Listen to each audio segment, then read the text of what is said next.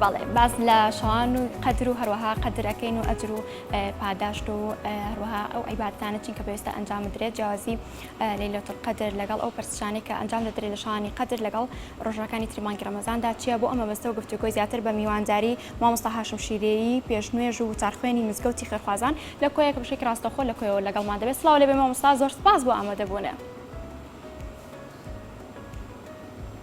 سڵاوی خوای گەورە لە ئێوە و لە خۆشەویستان و لە هەموو بیلەرانی بەڕێز. بەڵێ دەستپێک ئەمێت ئەو بزانم گرنگی قەدر و هەروەها شەوانی قەدر بۆ موسڵمانان و لە ئیسلامدا چۆن باسی لێوە کراوە؟ بسم الله الرحمن الرحيم الحمد لله والصلاة والسلام على رسول الله. طبعا شەوی قەدر یەکێکە لەو شەوە هەرە گەورانەی کە ئیسلامەتی و مسلمانان زۆر گرنگیان پێداوە. لەبەرەوەی ئەم شەوە شەوێکە گەورەترین شەوی ساڵە، بۆیە مسلمانانیش زۆر لەم شەوەدا برن مەسەرەن پێیان خۆشە بەشداری بکەن بۆی پاداشتێکی گەورە و هەروەها لێخۆشبوونێکی گەورە بەدەست بین لە خوای گەورەوە. بەڵێ ئەی خۆی وشەی قەدر لە چیەوە هاتووە ئەگەر باسمان بۆ بکەیت؟ وشەی قەدر واتە ڕێز، واتە گەورە، واتە عەزیم، واتە ئەو شەوە کە شەوێکە کە بە تایبەتی ڕێزی لێگیراوە کە تایبەتترە لە شەوەکانی تر. جا بۆیە خوای گەورە دەفەرمێ ئینا ئەنزەلناهو فی لەیلەتی القەدر، واتە ئێمە لە شەوی قەدرە، واتە لە شەوی ڕێزە، لە شەوی گەورەیە، لە شەوی عەزیمە ئێمە ئەم قورئانەمان دابەزاندێ کەواتە وشەی قەدر واتە ڕێز و گەورەی. کەواتە جیاوازی هەیە لە نێوان ئەو عیبادەت و پەرستشانەی کە لە شەوانی قەدردا ئەنجام دەدرێت لەلایەن موسڵمانانەوە هەروەها لە شەوانی تری مانگی ڕەمەزاندا بێ جیاوازی ئەو پەرستش و عیبادەتەمان بۆ بخەیتە ڕوو. بەڵێ زۆر جیاوازی هەیە، چونکە پێغەمبەری خوا عەلەیهی سەڵات وەسەلام دەفەرمێ بە دوای شەوەکان لەیلەتول قەدرا بگرن لە دەیەکانی کۆتاییدا. کەواتە پێغەمبەریش عەلەیهی سەڵات وەسەلام لە خۆشی ئەو دەشەوانە بەخەبەر بووە و هەروەها موسڵمانانیشی ئاگادار کردووە لەوەی کەوا ئەو دەشەوانەی ئاخیر کە پێی شەوێکی تێدایە پێی دەگوترێت شەوی قەدر، بۆیە لەو شەوەیدا بەشداری بکەن. بەڵێ ئەمە شەوێکی زۆر گەورەیە و زۆر عەزیمە و موسڵمانان لە سەرەتای هاتنی ئیسلام و دابەزینی قورئانەوە گرنگیان بەم شەوە داوە، بۆیە لەم شەوەشدا لە سەتا زۆربەی هەرم و زۆری موسڵمانان بەشداری دەم شەوەدا دەکەن. بەڵێ دڵنیام لەوە ئێستا بینەران و مسلمانان ئەم بزانن ئەو شەوانەی وەکو لەیلەتول قەدر دیاریکراوە کامانن، باز لەوە دەکرێت شەوە تاکەکانن. ئەمێ بزانم ئەو شەوانەی کە ماوە لە بەردەمان لە مانگی پیرۆزی ڕەمەزاندا کامانن وەکو لەیلەتول قەدر دیاریکراوە. بەڵێ 21 29 ئەگەر برێن مەسەلەن 27 کە زیاتر مسلمانان گرنگی بە شەوی 27 دەدەن، بەڵام ئێمە ناکرێ برێن وەڵاهی یان 21ەوە یان 23ەوە یان 25ەوە یان 27ەوە یان 29ەوە. ئێمە دەڵێن ئەم دەشەوە دەبێ بەشدار بین بۆ ئەوەی کەوا تاکید دەزانین شەوی لەیلەتول قەدرمان بە قسمەت دەبێت. چونکە بەڕاستی پێغەمبەری خوا عەلەیهی سەلام دەفەرمێت تەحەڕوا لەیلەتەل قەدر فی 10 الأواخر من رمضان، یعنی ئێوە بە دوای لەیلەتول قەدردا بگەڕێن لە دەشەوەکانی ئاخیری، کەواتە ئێمە لەو دەشەوەی ئاخیردا ئێمە نازانین چ شەوێکە، نادیارە. ئەگەر دیار بایە ئەمە لەوانەیە مسلمانان تەنیا ئەو شەوەی بەخەبەر بانە و ئەوانی تر مەسەلەن لیگەڕابانە. بەڵێ مامۆستا لە قسەکاندا ئەمەژە بۆ کە زیاتر مسلمانان گرنگی بە شەوی 27 ئێن. ئەمە بۆچی ئەگەڕێتەوە زیاتر مسلمان سەرنجەخانە ئەو شەوە لە ڕۆژی 27دا زیاتر عیبادەت و پەرستشەکانی خۆیان دەکەن؟ ئەمە بۆچی ئەگەڕێتەوە؟ وڵای خۆی هەندێک ئاماژە و هەندێک حەدیسی پێغەمبەر عەلەیهی سەڵات وەسەلام و هەندێک یعنی قسەی زانان و قسەی پیا و ساڵحان و کە زۆربەی شەوەکان لەیلەتول قەدر لە 27دایە، بەڵام لەوان ئەمە یعنی شتێکی 100% نییە، یعنی یەک لاکەرەوە نییە، لەوانەیە لە 25 بی، لەوانەیە لە 23 بی، 21 بی، ئەوە ئیلا خودای گەورە دەزانێتن. بەڵێ مامۆستا کەم تا زۆر گوێبیستی ئەوە بین ڕەوشی کەشوهەوا بەتایبەت لەم شەوانە جیاواز دەبێت. ئەمە دروستە؟ ئەگەر دروستە بۆچی ئەگەڕێتەوە ئەم جیاوازی ڕەوشی کەشوهەوا لەو شەوانەدا بەراورد بە شەوانی تر؟ وڵای خۆی تەمان ئەو شەوەشەوەی گەورە و عەزیمە دەبێت ئەو شەوەش جیاواز بێ لەگەر شەوەکانی تر چونکە ئەو شەوە مەلایکەتێکی زۆر دادەبەزنە سەر ڕووی زەمین ئەو شەوە وەکەوە وایەکەوە برێن بەڕاستی شەوێکی زۆر زۆر تایبەتە بەسەر ڕووی زەمین دادێ لێ دەشکرێ مەسەن ئەو شەوە جیاواز بێ لەگەر شەوەکانی تر یعنی لە ڕووی هادیەوە لە ڕووی هەندێک علامات و هەندێک شتی ترەوە. بەڵێ هیچ ئاەتێکی دیاریکراو هەیە بتوانن مسلمانان ئەوانەی کە سەردانی مزگەوتەکان ناکەن لە ماڵی خۆیانە ئەم ئاەتانە بخوێنن و پەرسش و عیبادەتی خۆیان ئەنجام بدەن؟ نەخێر هیچ عیبادەتێکی تایبەت نییە تەنیا ئەوەی کە پێغەمبەر عەلەیهی السەلام وەسەلام دەفەرمێ من قام رەمەضان ئیمانا واحتسابا غفر له ما تقدم من ذنبه دەفەرمێ بە ئەو شەوەی هەر بستێتەوە مەرج نییە ینی لاو شەوە قورئان بخوێنێ یان ذکر بکە یان شەو نوێژ بکە عیبادەتەکان متەنەوعن هەرچی دەیکا ئەمە دروستە چونکە بەڕاستی ئێمە زیاتر دەبێت گرنگی بە تەدەبوری قورئان بدەین بیرکردنەوەی قورئان یعنی ئەو شەوە داوای لێخۆشبوون لە خوای گەورە بکەین بە ذکر بەڕێ بکەین و زۆرترین شەو نوێژ تێدا بکەین هەر شتێکەوە لە خوای گەورەمان نێزیک کاتەوە دەبێت لەم شەوەدا ئەنجامی بدەین. بەڵێ گەر بێت و کەسێک ئەو توانایی نەبێت یاخو نەزانێت قورئانی پیرۆز بخوێنێتەوە ئەو کاتە ئەو کەسە پێویستە چی بکات تاوکو ئەجر و پاداشتی خۆی لەم شەو پیرۆزانەدا وەربگرێت بە گوێبیستی قورئانی پیرۆز بێ هەمان پاداشتی دەدرێتەوە؟ بەڵێ بە گوێبیستی قورئان بێتن بە ذکر بێتن بە شەو نوێژ بێتن بە دوعاکردن بێ بە هەر شتێک بێت چونکە لە ئیسلامدا عیبادەت متەنەوعە یعنی ئێستا مەسەلەن لۆ نمونە عیبادەت بەس معنای ئەوە نییە تۆ قورئان بخوێنی یان مەسەلەن ذکری خوای گەورە بکەی یان ئەوە تا شەو نوێژ بکەی نەخێر جاری وا هەیە تۆ یارمەتی کەسە شێدەی لەو شەوەدا هەر بە عیبادەت حیسابە و هەر لە بۆت بەوە حیسابە کە تۆ لەو شەوەدا بەشداری کردیە. بەڵێ گەر مامۆستا باس لە خێر و پاداشتی شەوی قەدرمان بۆ بکەی بۆی لای بینەران زیاتر ڕوون بێتەوە. بەڵێ تەبان پێغەمبەری خوا عەلەیهی السەلام وەسەلام دەفەرمێ هەر کەسێک شەوی لەیلەتەل قەدری بە قسمەت نەبوو واتە هیچ خێرێکی بە قسمەت نەبووە یعنی وەکو وایەکەوە ئەم ساڵە تەمەن و ژیان و تەمەنی خۆی خێرێکی زۆر زۆر گەورەی لەدەستووە ئێمە تاکە شەوە کە خوای گەورە دەفەرمێ ئینا ئەنزەلناه فی لەیلەتل قەدر وما ئەدراکە لەیلەتل قەدری لەیلەتل قەدری خەیر من ئەلفی شەهر واتە پاداشتەکەی لە 1000 مانگ زیاترە یعنی وەکو ئەو وایەکەوە وەکو غالیبی خوای گەورە قسەی باس کردیە لەوانەیە پاداشتی ئەو شەوەی 100 ساڵ بێتن 200 ساڵ بێتن ئەوەی کە خوای گەورە دەفەرمێ خێر من ئەلفی شەهر یعنی واتە خێر و عیبادەتی ئەو شەوانی قەدر کە بە لە 1000 سال زیاترە. بەڵێ دەکرێت مسلمانان کە ئەوانەی شانی قەدر ئەمێننەوە کە دوعاکانیان ئەەکەن بۆ دوعاکانیان بقوبڵێت و هەروەها هەر دوعایەکیان بکرێت گیرە ئەبێت لەم شەوە؟ بتاکید چونکە بەڕاستی پێغەمبەر عەلەیهی السەلام زۆر دوعای تێدا کردێ بە سەحابەکانیشی فەرمووە زۆر دوعا بکەن بەتایبەتیش ئەو دوعای اللهم إنك عفو كريم تحب العفو فاعف عني خوایە تۆ عەفو بە زندەی و لە منیش خۆش بە چونکە بەڕاستی ئێمە دەبێت ڕەمەزان بەکاربێنین بۆ لێخۆشبوونی تاوانەکانمان پێغەمبەر عەلەیهی السەڵاتو وەسەلام دەفەرمێ کاتێک کە ڕەمەزان دێ بەڕاستی ڕەحمەتە بەرەکەتە ئاخیریشی ئازادبوونە لە ئاگری جەهەنەم بۆیە شەوی لەیلە قەدریش کە لەو شەوانەی کە دەبێت زۆر زۆر داوای لێخۆشبوونە خوای گەورە بکەین داوای عەفو بکەین داوای عەفو بکەین کە خوای گەورە عەفومان بکاتن لە تاوانەکانمان چونکە بەڕاستی ئێمە تاوانبارین بەڕاستی تاوان دەکەین بە شەو و بە ڕۆژ بۆیە داواکردنی لێخۆشبوونیش لەم شەوانە فرسەتێکی گەورەی لە بۆ موسڵمانان کە لە شەوێکی وا گەورە و عەزیمدا داوای لێخۆشبوون لە خوای گەورە بکەن.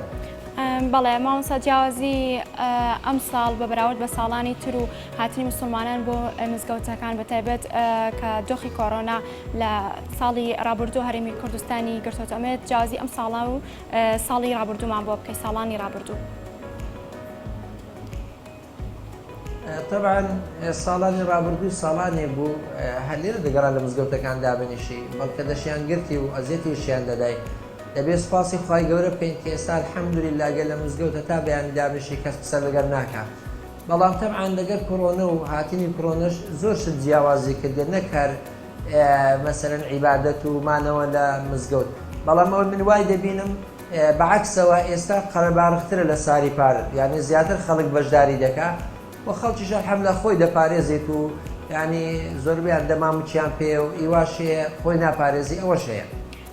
بەڵێ بەشێک لە مسلمانان بە تایبەت لە نەکتەنها لە مانگ ڕەمەزان لە لەیلەتول قەدرەکان دیاری دەکەن بۆ کاری خێر ئەمە بە دروستیدا دەندرێت بە تایبەت لە شەوانی قەدردا کاری خێر ئەنجام بدرێت. بەڵێ بەتاکید چونکە لەبەرەوە ئێمە لە شەوانی قەدردا ئەو شەوانە زۆر گەورە لای خوای گەورە و لە جەژنیش نێزیک دەبێتەوە بۆیە حەز دەکا هەم خێرەکەی بە شەوی لێتر قەدر بکەوێت و هەم لە نێزیکی جەژنیشدا فەقیرێک و کەسێکی داما و هەژار دڵخۆش بکاتن.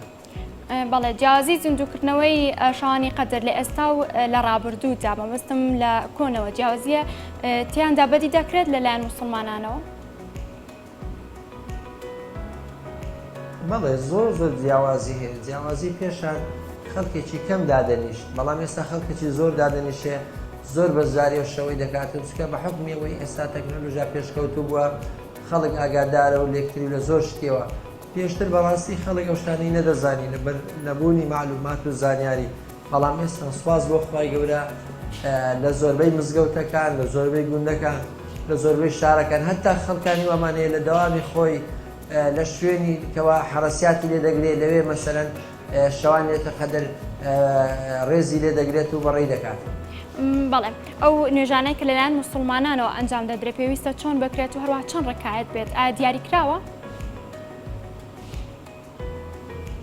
نەخێر دیاری کراو نییە چونکە یەک لە سنەت ئەمە چەند سنەتێکمانێ پێیان دەگوترێت مطلق و هەندێک سنەتیشمانێ پێیان دەگوترێت مقەیەد یعنی تایبەتن بە فەرزەکان و هەندێک کات و ساتی خۆیان دیاری کراو هەیە یانەوە تەیە برێن لە کاتێکی دیاری کراودا ئەنجام دەدرێن بەڵام لە شەوانی قەدردا هەموو شتێک دروستە یعنی مەسەلەن زیکری خوای گەورە دەکەی دوعا دەکەی شەو نوێژ دەکەی قورئان دەخوێنی هەرچی دەکەیت چکە عیبادەتەکان متەنەوعە لەوانەیە هەموو موسڵمانە خوێندەوەریان نەبێ قورئان بخوێنن ئەو با زیکری خوای گەورە بکە یان گوێ لە وتار بگرێت خۆ شەرت نییە مەسەلەی ئەتوو بێ مزگەوتێ زۆرترین ئاەت بخوێنی نەخێر ئەگەر دوو ئاەتیش بە فەهمێکی جوانەوە فێروی لە شەوی قەدرات و حیسابکە ئەو شەوت بەکارهێنا و وەخوای گەورە فەزڵ و پاداشتی ئەم شەوەی لە بۆ نووسی چکەمە شەوی قورئانە شەوی گەورەی و هێز و توانای قورئانە بۆیەش ڕێزگرتن لەم شەوە ڕێزگرتنە لە کەلامی خوای گەورە ڕێزگرتنە لەو کەلامێک کە خوای گەورە دای بەزان کەسە ڕووی زەمین. بەڵێ جیازی خێر و پاداشت لە نێوان ئەو کەسانی کە لە ماڵەوە پەرستش و عیبادەتەکانیان ئەنجام دەدەن ئەوانی کە سەردانی مزگەوتەکەن لەوانەیە بەشێک لە مسلمانان بە تایبەت گەربەین خانمان نەتوانن لە شانی قەدر سەردانی مزگەوتەکان بکەن ئایا جیازی لە خێر و پاداشت هەیە؟ هیچ جیاوازێکی نییە بەس ئەوەندە ئەگەر ئینسانێک پێی بکرێ بێتە ناو مسلمانان لەبەرەوەی مسلمانان لەو کاتە نوێژ بە جەماعی ئەنجام دەدەن و پێکەوە وتار و شت دەخوێنەوە و زیاتر یەکتر دەبین و زیاتر دڵخۆشەکەی پێوەدیان دەرەنەکو مەسەلەی قەدر پەیوەندی نیە بە مزگەوتەوە لە ماڵەوەش و دەتوانێت خاوەن ماڵ مناڵەکانی خۆی بە ئاگا بینیت و لەو شەوەدا مۆبایلەکانیان لەلایەکدا بنێن و هەرچی شتی دنیا هێوازی دەبین و ئەو شەوەدا بکەن بە شەوی زکر و عیبادەت و خواپەرستی و پاڕانە و لە خوای گەورە. بەڵێ مامۆستا لەسەر باسی خێر و پاداش بمێنمەوە ئەمێ بزانم لەوانەیە بەشێکیان لە مانگی پیرۆزی ڕەمەزاندا بەڕۆژوو بن بەڵام نوێژ ئەنجام نەدەن یا خودت بە پێچەوانەوە ئەمێ بزانم جیاوازی وەرگرتنی خێر و پاداشتان هەیە ئەوانەی بە تایبەت دانەیەکیان ئەنجام دەدەن یا خود نوێژ ئەکەن بە ڕۆژوو نابن یان بە پێچەوانەوە. خۆی زانی چۆنە طبعا لە ئیسلامدا خوای گەورە دەفەرمێ الله لا یضیع ئەجر المحسنین هیچ کەسێک پاداشتی بە فیڕۆ ناڕواتن ئیلا ئەگەر کەسێک لە خۆی نێوێتن. ئیسلامەتی زۆر فراوانە زۆر گەورەیە زۆر عەزیمە و قسەی زانانیش زۆر کرا لەسەر ئەو بابەتەی ئایا کەسێک بە ڕۆژ دەی بەڵام نوێژ ناکاتن جا بۆیە ئێمە ناکرێ برێن فتوا بدەین بڵێ وەڵڵاهی کاکە ئەوەی کە نوێژ ناکا ڕۆژێکەشی قبوڵ نییە یان ئەوەی ڕۆژی ناگرێ بەیان خەست بەڵام نوێژ دەکات نوێژەکەی قبوڵ نیە نەخێنەوە بە هیچ جۆرێک لە ئیسلامدا جێگەی قبوڵ نیە. ئیسلام دەرگاکانی فراوانە فقهی ئیسلامی زۆر فراوانە مەقاصیدەکانی شەریعەتی ئیسلام زۆر گەورەنە دەبێ ئێمە برێن خەڵک بانگ بکەین لە بۆ ئیسلام هەر کەسێک شتێک بکاتن خی گەورە پاداشتەکەی دەداتەوە بەڵام ئێمە گەورەمان هەیە و گەورەترمان هەیە چاکمان هەیە و چاکترمان هەیە ئەگەر بین برێن وەڵاهی نوێژ گەورەترە یان ڕۆژوو ئێمە دەرێن نوێژ گەورەترە لەبەرەوەی نوێژ عیبادەتێکی زۆر عەزیمە لەسەر ئینسانی داناچی هەتاکو مەسەرەن ڕوحی تێدا مابێ عەقلی تێدا مابێتن بە هیچ شێوازێک لەسەری لا ناچێتن و نوێژ ناچێ هەر کاتێکی بەخەبەر بێ دەبی نوێژەکەت ئەنجام بدەیت بەڵام ڕۆژی ئەگەر عزرێکتە بێ شتێکتە بێ لەڕووی شەرعەوە دروستە بە ڕۆژی دەبی و فیدیەکەی بدەیت جا بۆیە ئێمە ئەگەر کەسێک پرسیار لێمە دەکات نوێژ گەورەترە یان ڕۆژی دەرێن بە تاکید هەزار جار